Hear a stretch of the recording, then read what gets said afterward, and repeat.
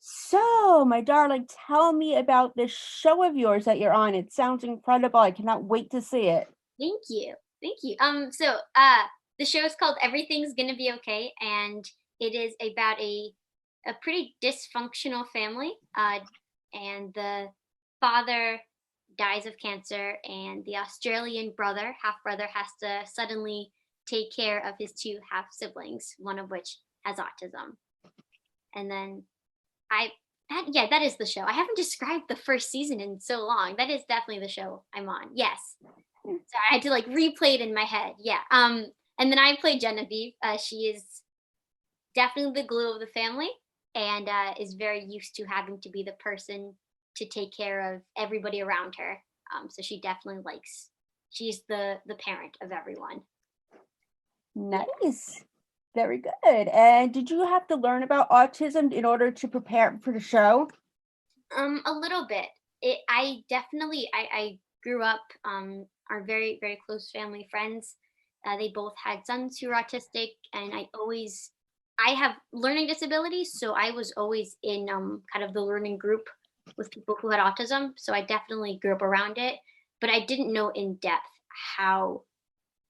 I didn't know in depth about autism until I got the part, and then I learned more about it, and it was really wonderful to get to learn more about it. It's not something that is portrayed much on television, so it was really great to get to have that type of representation and learn more about it.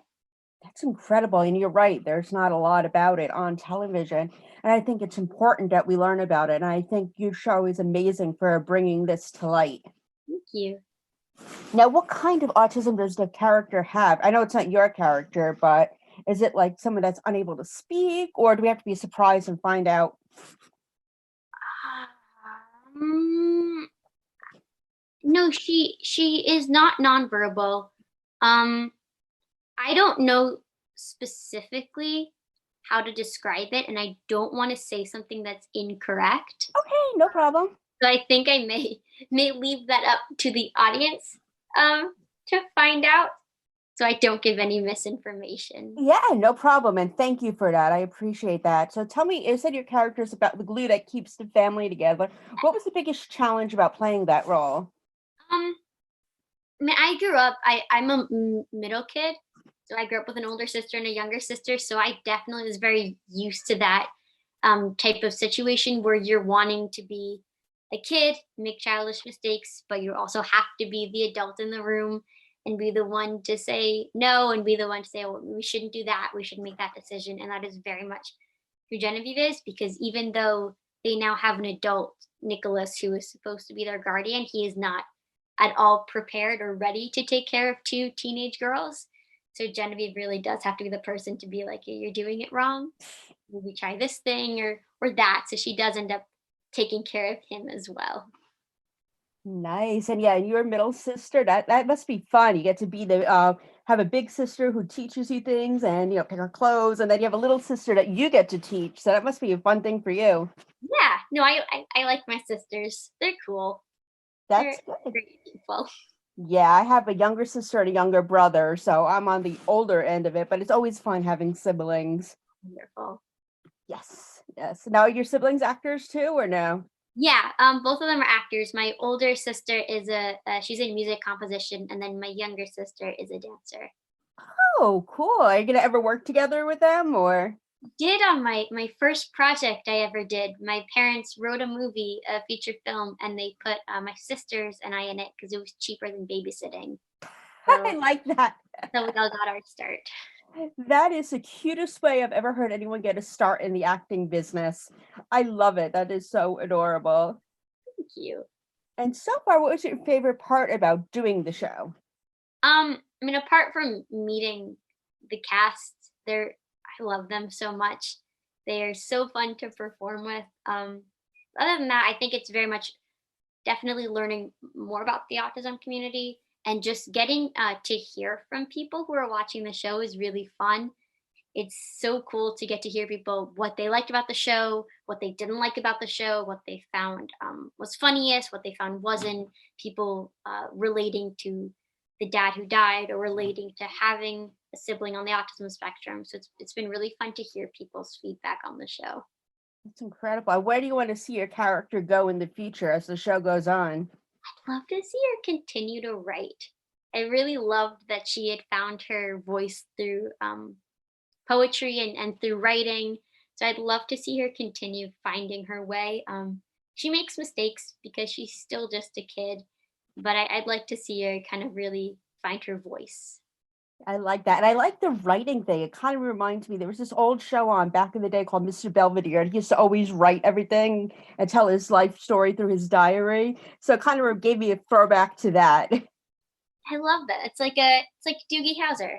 Yes, yes. That's another one I love now that you know how old I am. I grew up with that. It's a wonderful show. Yes, I think it's on one of the streaming things. I have to add it to my list to binge watch. I think it's on Hulu. Yeah, that was it. That was it. It was Hulu. Yeah. Nice. And I hear you have another project in the works. Tell me a little bit about that. Yeah, I co-wrote a short film with my mom, and it's called Too Many Buddhas, and it is about a girl who she's at her therapist appointment, and she's coming back from her all school winter concert where she just did a horrendous flute performance, and then she later figured out or learned that her flute teacher had died. So it wasn't great for her. She's definitely trying to cope with all of this, cope with this kind of humbling experience. And we get to learn more about her and who she is through this therapy session. I like that concept. That's another one you don't really hear much about often with the therapy session telling this story. I like that. Tell me what inspired you guys to write this. Yeah. So my grandfather and grandmother were psychologists. So my mom definitely grew up in a very interesting household. And then I grew up whenever I went to visit their house, I would often be in therapy sessions without realizing that I was in therapy sessions. So that was a big inspiration for the short. Who has Maria Bamford actually plays the therapist in our short, so it was really great to get to work with her. Yeah, tell me a little bit about working with her. She's pretty amazing too. She's incredible. Oh my god, she is in season 1 of our show, or season 2. Oh my gosh, season 2 of our show. And she plays Drea's mom, and she's one of my favorite comedians. And when I heard that she was going to be in the show, I had to figure out how to introduce myself without seeming insane. Um, so I was it was a lot of like practicing high in the mirror before seeing her, just to try to make myself sound both cool and funny, but not too cool and not too funny, but also very like not too much of a fan. It was a lot of pressure on one word. Yes.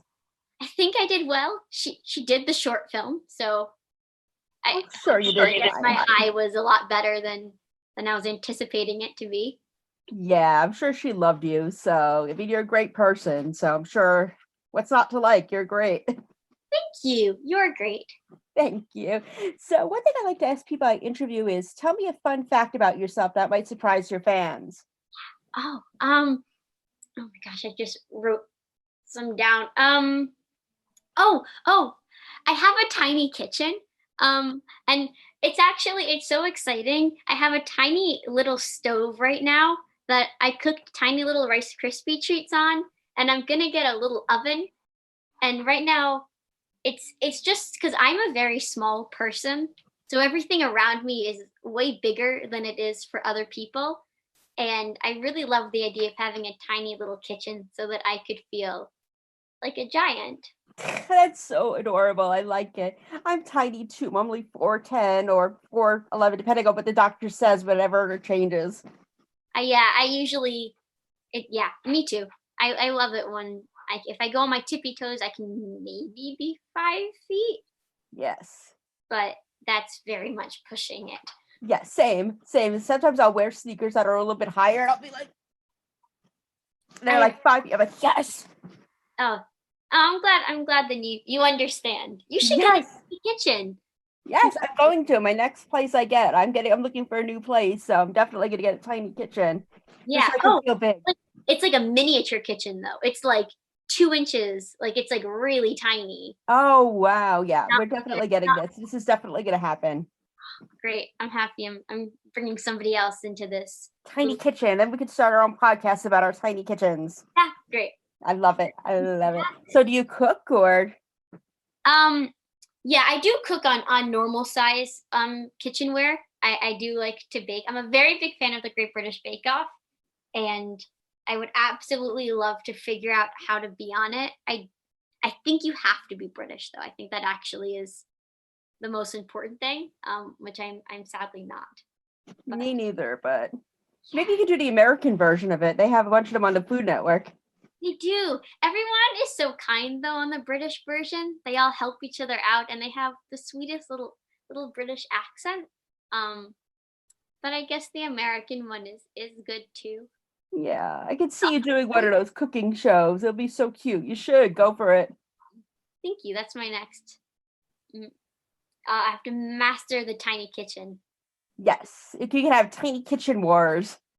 They should do. I'm shocked that the Food Network hasn't done that yet. We're pitching it. We're making this happen. We're gonna pitch it.